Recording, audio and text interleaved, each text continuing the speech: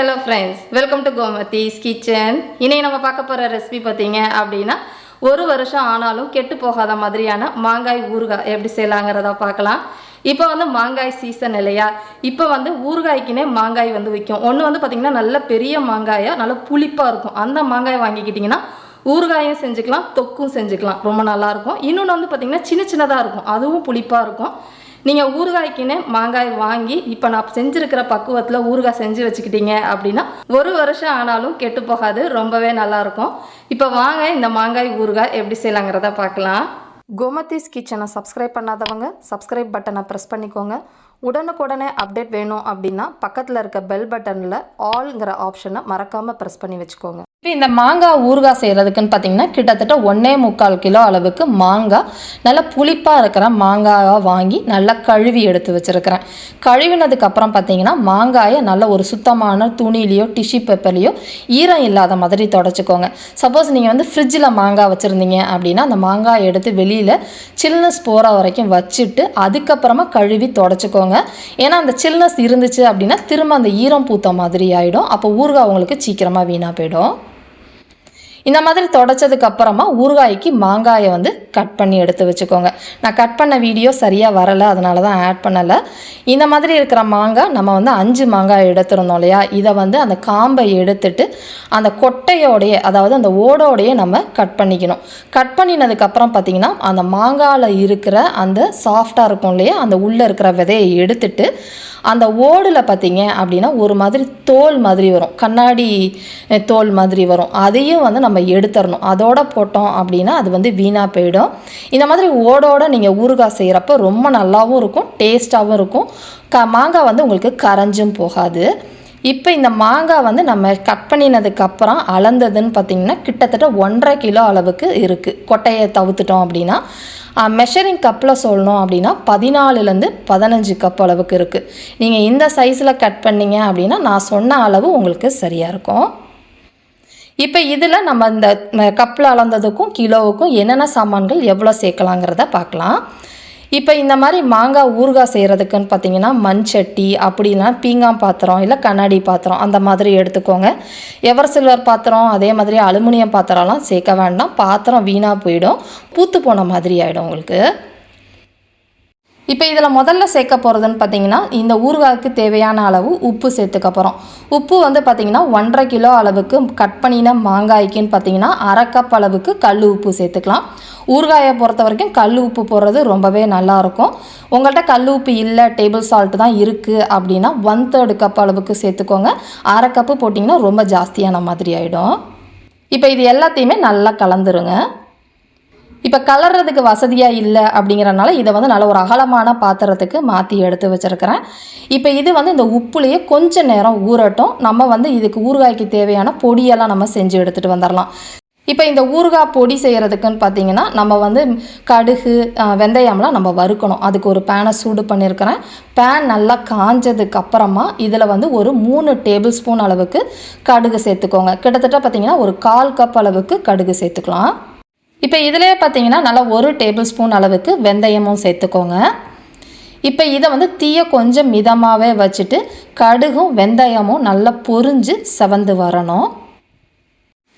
இப்போ பார்த்தீங்கன்னா உங்களுக்கு கடுகும் வெங்காயமும் ஓரளவு நல்லா பொரிஞ்சு செவந்து வந்திருக்கு.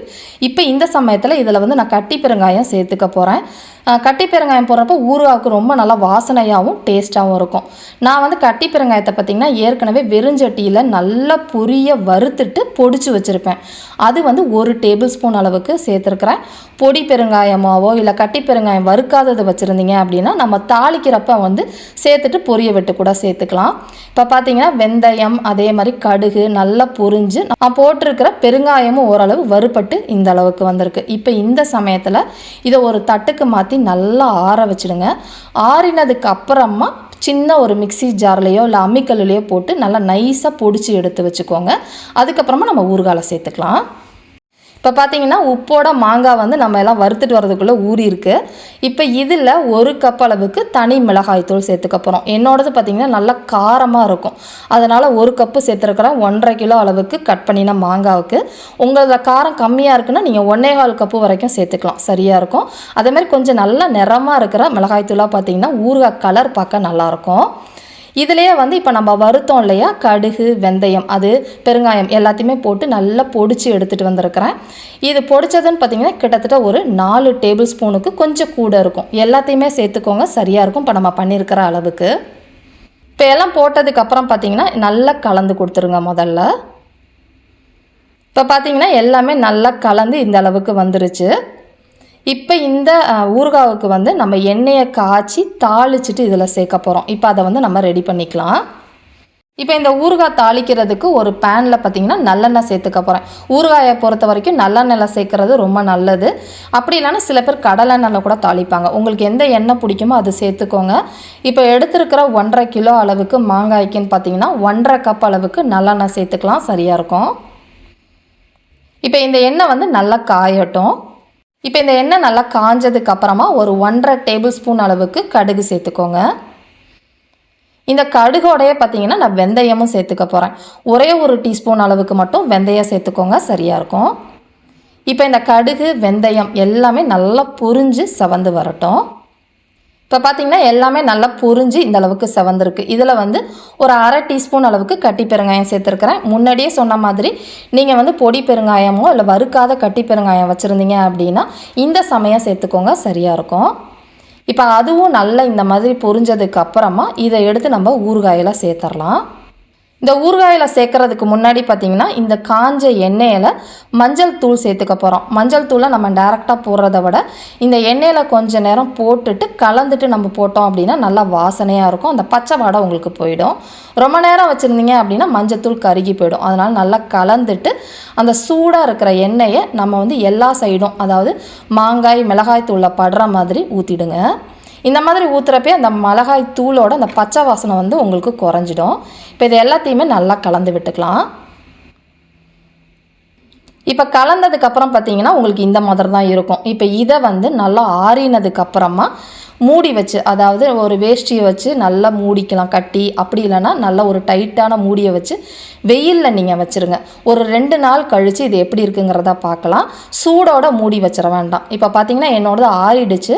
ஒரு கண்ணாடி பாத்திரத்தில் மாற்றிட்டு இந்த மாதிரி மூடி வெயில் வரப்போ ஒரு நல்ல சுள்ளுன்னு அடிக்கிறப்ப ஒரு 2 நாள் வச்சு எடுத்தீங்க அப்படின்னா நல்லா அந்த ஊறுகாயோட நல்லா ஊறி எண்ணெய் பிரிஞ்சு வந்திருக்கும். உங்களுக்கு ஒரு 2 நாள் கழித்து நான் எப்படி இருக்குங்கிறத காட்டுறேன். இப்போ பார்த்தீங்கன்னா ஒரு 2 நாள் நான் வந்து இந்த ஊறுகாயை வெயிலில் வந்து வெயில் அடிக்கிறப்ப வெளியில் வச்சுட்டு மற்ற நேரம் வீட்டுக்குள்ளே வச்சுருந்தேன். நல்லா நம்ம போட்டிருக்கிற 1.5 கப்பு எண்ணெயும் நல்லா பிரிஞ்சு வந்திருக்கு பாருங்கள். நான் எக்ஸ்ட்ராலாம் எதுவுமே எண்ணெய் ஊற்றலை. மாங்காயும் அந்த மிளகாயெல்லாம் ஊறி உங்களுக்கு டெக்ஸ்சரே பார்க்குறப்ப தெரியும்னு நினைக்கிறேன். இப்போ நீங்கள் இந்த ஊறுகாய் சாப்பிட்றத விட இன்னும் ஒரு 15 நாள் கழித்து இந்த ஊறுகாய் மாங்காய் எல்லாம் ஊறி சாப்பிட்றப்ப இன்னும் நல்லா சூப்பராக இருக்கும். இப்போ இதை வந்து பார்த்திங்கன்னா நல்ல ஒரு சுத்தமான பீங்கான் ஜாடி அப்படி இல்லைன்னா கண்ணாடி டப்பாவில் போட்டு ஃப்ரிட்ஜில் வச்சுக்கிட்டிங்கன்னா 1 வருஷம் வரைக்கும் கெட்டு போகாது. வெளியில் வச்சுருக்கீங்க அப்படின்னா நீங்கள் செஞ்சுருக்கிற விதத்தை பொறுத்து ஒரு 3லேருந்து 6 மாதம் வரைக்கும் ரொம்பவே நல்லாயிருக்கும். நான் இப்போ செஞ்சுருக்கிற மாதிரி செஞ்சீங்க அப்படின்னா வெளியிலேயே வச்சாலும் 1 வருஷம் வரைக்கும் கெட்டு போகாது, ரொம்ப நல்லாயிருக்கும். இதே மாதிரி அளவுகளோட இந்த ஊறுகாயை செஞ்சு பார்த்துட்டு எப்படி இருக்குங்கிறத கமெண்ட் பண்ணுங்கள். வீடியோ பிடிச்சிருந்தாலும் கமெண்ட் பண்ணுங்கள், லைக் பண்ணுங்கள், ஷேர் பண்ணுங்கள். மறக்காமல் கோமதிஸ் கிச்சன் சேனலையும் சப்ஸ்கிரைப் பண்ணி வச்சுக்கோங்க. தேங்க்ஸ் ஃபார் வாட்சிங்.